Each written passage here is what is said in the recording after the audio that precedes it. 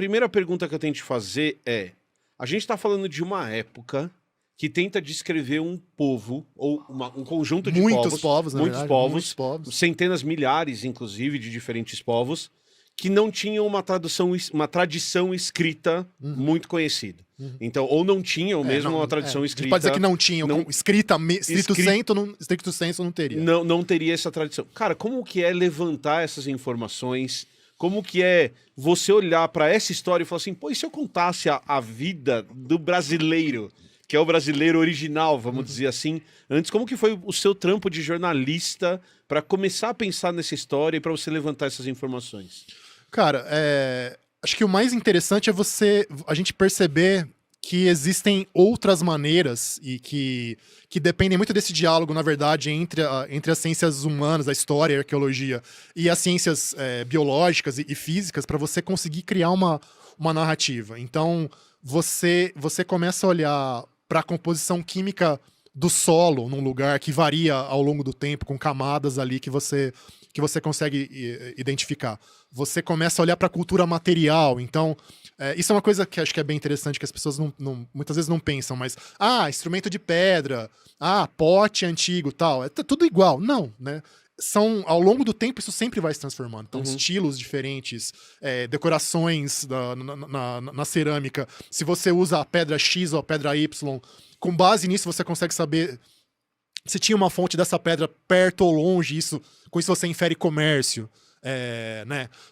A relação com o ambiente que as pessoas estão, então que tipo de planta, que tipo de animal eles estão usando, seja para alimentação, seja para construir casas, seja em rituais, né?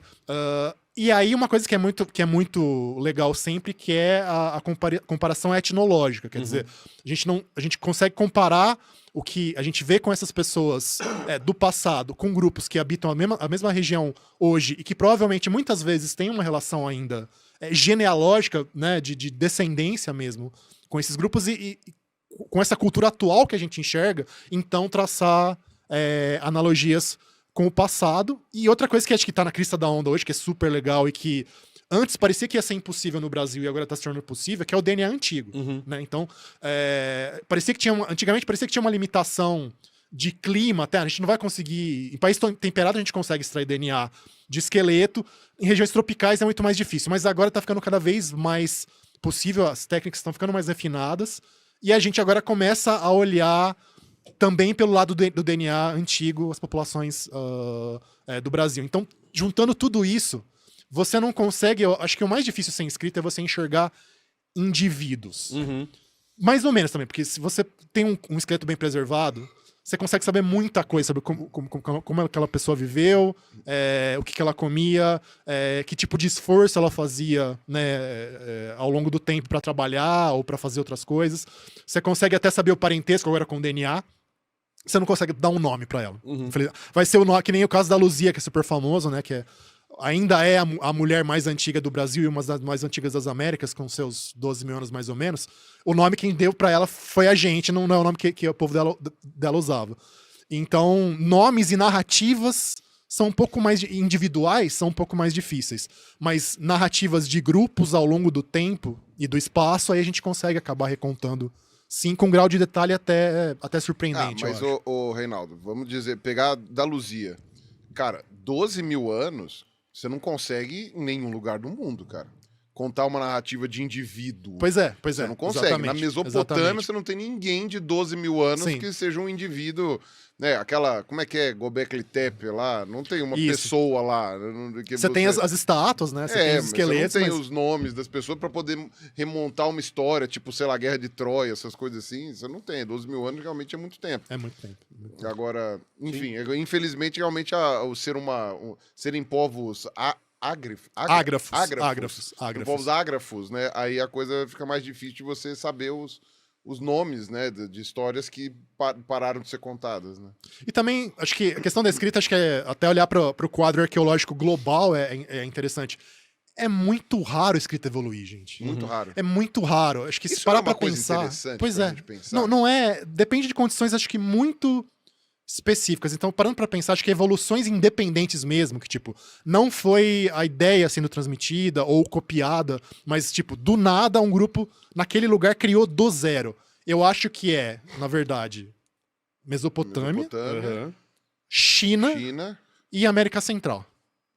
Aí tem a discussão dos Andes, se os quipos, quipos são ou não, né, que são cordinhas, né? Que quem não conhece, os Incas tinham um sistema de que talvez seja uma mistura de contabilidade com escrita, que são cordinhas coloridas com nós. Eu achei sensacional. E aí seriam 4, né? E a gente fica sempre focado em papel, caneta, né, ou argila e cordas. Por que não podemos nos comunicar por cordas? E alfabeto, então, alfabeto é uma vez só, cara. Alfabeto mesmo é uma vez só. Como assim?